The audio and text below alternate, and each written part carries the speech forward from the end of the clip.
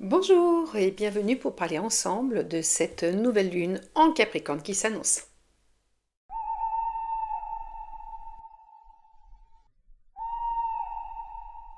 Alors, une nouvelle lune. Eh bien, une nouvelle lune, déjà à la base, c'est fait pour faire des vœux. C'est fait pour exprimer toutes les choses qu'on a qui sont cachées, vu que la nouvelle lune n'éclaire pas, hein, comme sa face opposée qui est la pleine lune. On rappelle la pleine lune, la lumière du soleil se réfléchit sur la lune, du coup ça l'éclaire. Et là, en fin de compte, on est dans une configuration où la lumière du soleil, quand pour nous c'est la nouvelle lune, n'arrive pas à éclairer la face lunaire, ce qui fait qu'on ne la voit pas. Voilà, c'est une forme lunaire qu'on voit plutôt la journée. Mais bon, ce qui nous intéresse, c'est quand même le fait qu'on ne voit pas cette nouvelle lune. Et donc, ne la voyant pas, eh bien, ça nous invite à exprimer tout ce qu'on a à l'intérieur de caché. Et c'est le moment de mettre ça à la surface pour exprimer des vœux profonds, des vœux intimes. Voilà, demander à l'univers vraiment de nous exaucer pour avancer sur notre vie. Voilà, alors après ce qui est important bien évidemment c'est le signe dans lequel se trouve cette nouvelle lune et là c'est la nouvelle lune en Capricorne. Donc le Capricorne, qu'est-ce que notre Capricorne va nous raconter?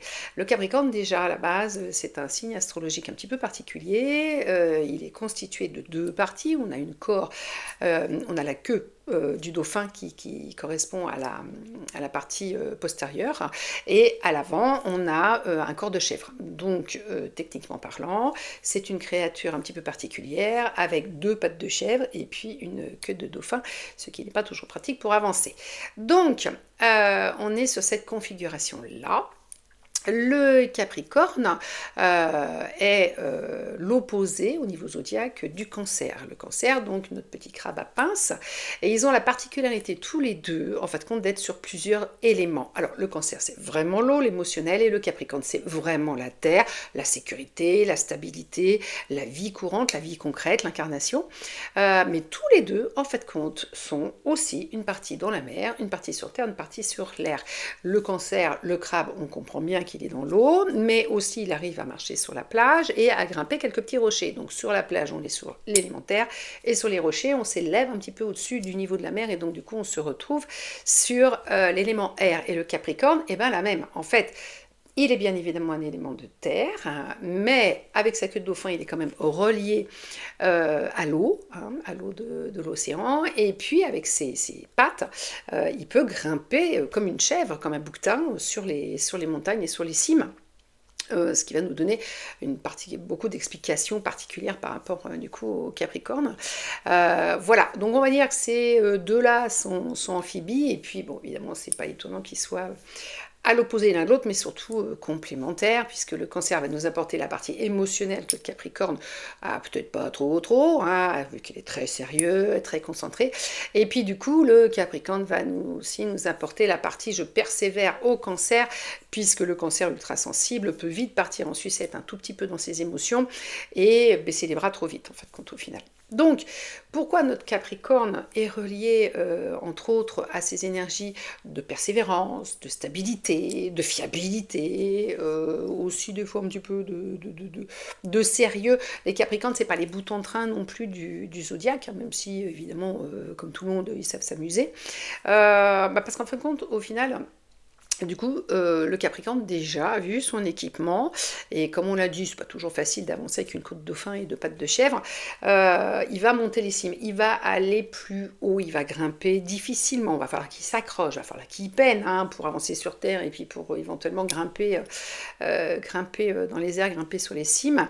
Donc c'est pour ça qu'il est relié entre autres à la persévérance. Les Capricornes sont des personnes qui ne lâchent pas l'affaire comme ça, qui vraiment vont jusqu'au bout des choses, mettent un point d'honneur à être aussi un petit peu parfait, on va dire quelque part, et puis justement inspirer cette stabilité, cette fiabilité, le fait qu'on puisse se reposer sur eux, bon, on essaie de ne pas en profiter, mais voilà, on va être sur quelque chose quand même si au niveau visuel, c'est pas tout à fait super stable.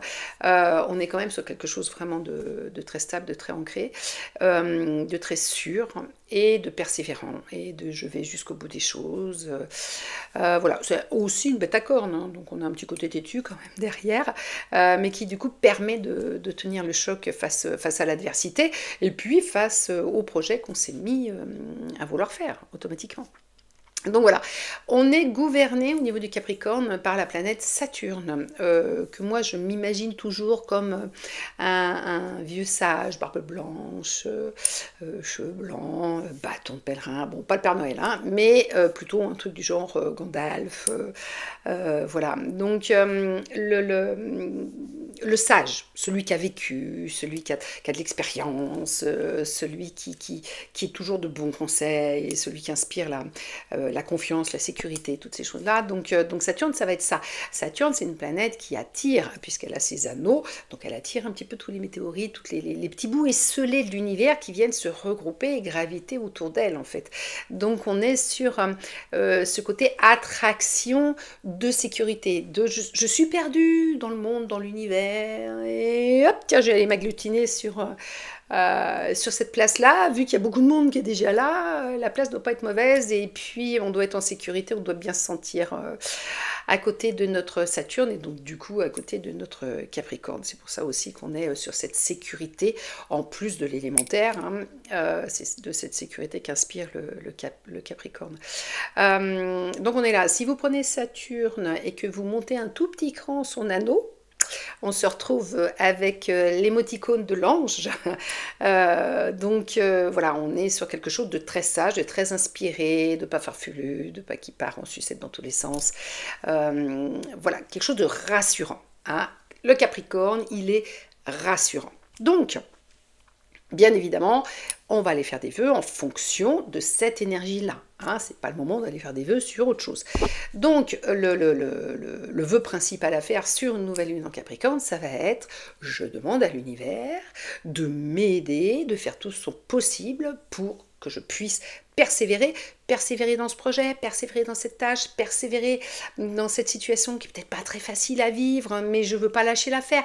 Par exemple, je sais pas, moi je suis en couple et c'est pas facile tous les jours, on traverse une période qui est pas cool, ben, je fais le vœu d'arriver à persévérer pour sortir de cette impasse, parce qu'il n'est pas question que je me sépare de mon conjoint, de ma conjointe, et je demande à l'univers ce jour-là justement, ou 3 jours avant, 3 jours après, enfin dans cette zone-là, je demande à l'univers de m'aider à persévérer, vraiment, d'aller jusqu'au bout. Ou je fais le vœu de vouloir être en sécurité dans mon incarnation, en sécurité dans mon travail, ma famille, sur le plan financier, toutes ces choses-là, quoi, en fait, au final. Et de persévérer. Je veux changer de boulot, c'est pas facile, ben je persévère dans mes projets. Voilà. Donc, la nouvelle lune en Capricorne, c'est je fais des vœux pour persévérer, pour tenir le coup, pour me mettre en sécurité, pour améliorer ma condition terrestre, mon incarnation, et voilà. Donc on est vraiment sur ça. Au niveau de l'élémentaire, eh ben, l'élémentaire, de toute façon, on est là aussi pour faire refleurir, pour faire fleurir les projets. On a planté les graines et c'est ça qui va nous donner l'abondance sur Terre. Donc on est vraiment sur cette condition de réalisation sur Terre. Voilà. Donc, maintenant, ben, je vais vous diffuser des petits travaux si ça vous intéresse. Voilà, vous faites toujours ce qui vous parle, bien entendu, hors de question de faire des choses qui ne vous conviennent pas. Mettez-vous dans de bonnes conditions, surtout pour le faire. Hein. Il ne s'agit pas de se dire, oh là, mon Dieu, c'est la nouvelle lune, je vais rater mon truc sur la table de la cuisine, je vais grafouiller un petit bidule et puis ça ira bien. Plus vous vous mettez à l'aise, plus vous vous mettez tranquillement pour faire les choses, plus c'est porteur parce que plus votre vibration va être élevée. Et c'est toujours la différence entre faire ça sur un bout de table, c'est un peu on envoie une lettre avec un timbre vert à l'univers, et quand on prend un petit peu de temps sur son timing, qu'on se met bien avec peut-être un peu d'encens, un peu de bougie, un peu de choses comme ça, bah là l'univers il reçoit votre demande en mode chronopost et là il se dit oula, en bas ça s'énerve, il va falloir quand même qu'on fasse action-réaction et qu'on envoie une réponse la plus vite possible.